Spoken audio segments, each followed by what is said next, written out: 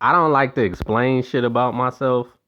So a lot of times I let people believe lies about me when I probably shouldn't do that, but it's just deeply embedded to my personality to be that way. Prime example. When I was young, I used to be over my auntie and my uncle house.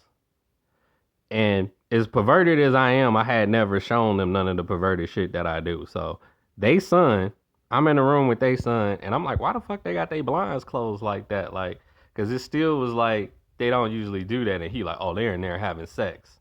This what they son said. I'm like, bullshit. He like, go find out. And so I'm like, okay. So he pretty much setting me up to get in trouble. And I'm like, I just don't give a fuck, cause to me his parents couldn't punish me really other than his father making me do push-ups. So I got on the ground on my sniper shit, and let's say the father got like a war room. I call it the war room because it's weights, it's swords, it's all kind of weaponry in this room before you get into their room. So I'm like, this is dangerous, me on the ground in the dark in this weapons room, but I'm still trying to see if they in there having sex through the peephole. They had a peephole in the door.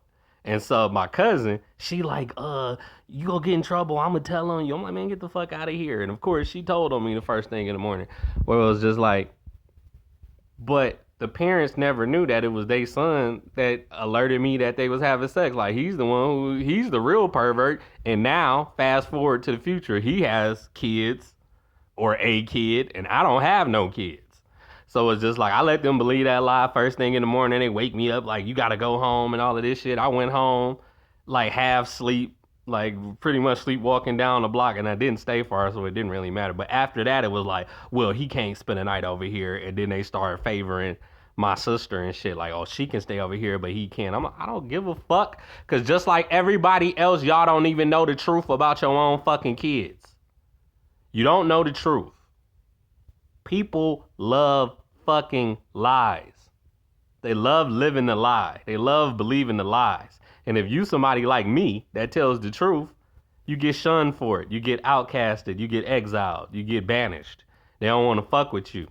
Cause it's like, well, why would my son lie and why would you tell the truth and he lie? Like, that's for you to motherfucking figure out.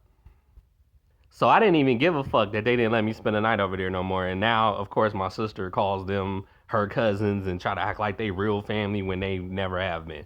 See, my oldest brother Jack, he's just the type of person where he called everybody his cousin.